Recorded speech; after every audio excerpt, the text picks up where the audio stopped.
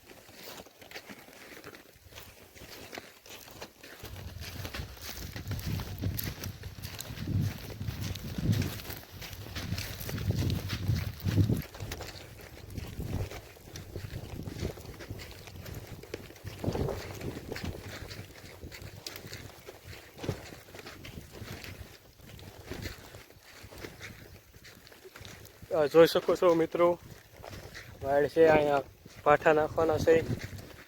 ચાલો તો હવે આ સલાખામાં ભરેલા ભાઠા આપણે આ તુર પાસે વાડ પાસે નાખી દેવી.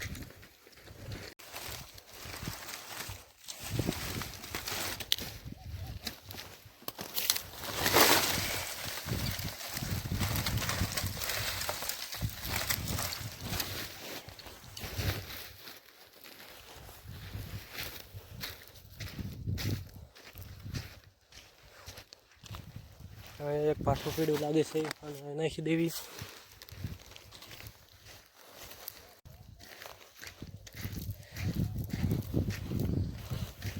અહીંયા મિત્રો બે ઢગલા રહી ગયા છે, તો ચાલો તેને ભરી લઈએ. ઓલો પહેલા ઢગલો ભરી લઈએ, આ પછી ભરશું.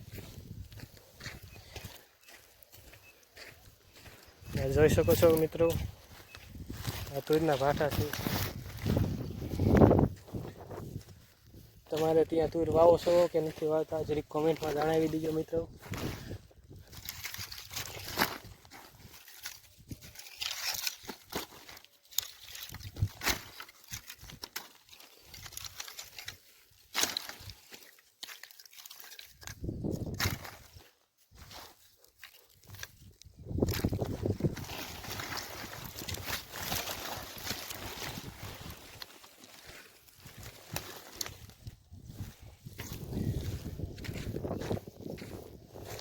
હવે મિત્રો આ ઢગલો ભરી લેવી.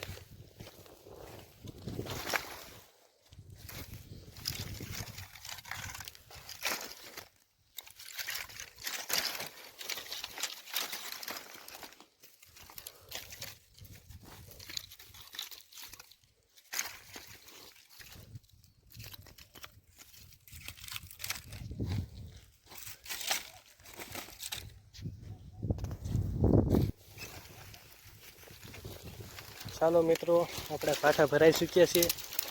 હવે આજનું કામ પૂરું થઈ ગયું છે 15 મિનિટમાં. તો હવે આપણે ઘરે વ્યા જઈએ. આ એક છેલુકીનો ભારો નાખતા આવી જે પાઠા વિધા છે.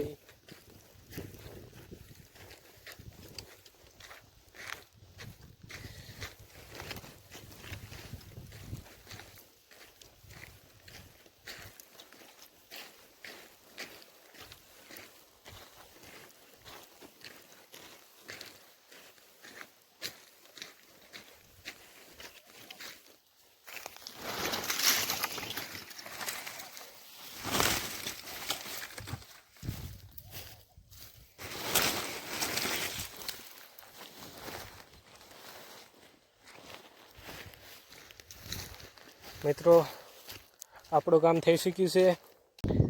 મિત્રો તમારે જો શાંતિથી જીવન જીવવું હોય હાવ ટેન્શન વગર તો મારી રાય છે કે તમે ખેતી કરો. કારણ કે ખેતીમાં તમે તમારા ખુદના માલિક હશો. બીજા કોઈ તમને કહી નહીં જાય આ કામ કરે આ કામ કરે. તમે તમારી મરજીના માલિક હશો.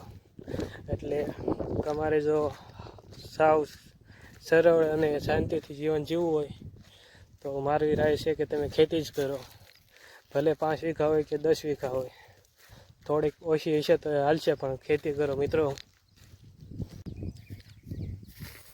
આ જોઈ શકો છો મિત્રો, આપણી જાહેર છે. આમાં પહેલાં ઘઉં હતા, ઓલી બાજુ જાહેર છે. આ આપણી વાડી છે મિત્રો. આ મિત્રો જોઈ શકો છો, અહીંયાથી આપણે પાણી આવે છે.